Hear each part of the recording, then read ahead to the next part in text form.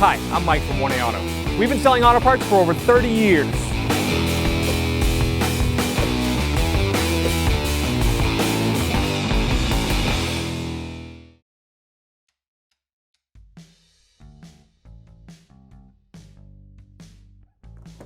All right, we'll open up the door.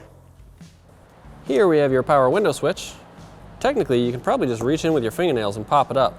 But if yours is tough to push out, you can just grab it with a little flat screwdriver and pull up.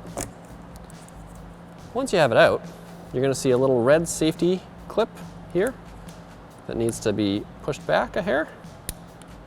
There we go. And once it's pushed back, then you can push down on the gray tab and you can pull the connector right out.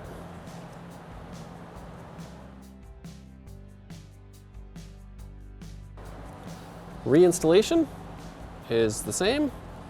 You just push the connector back in, push your red safety tab down, make sure that clips into place. There we go. And then we will slide this right back into the door.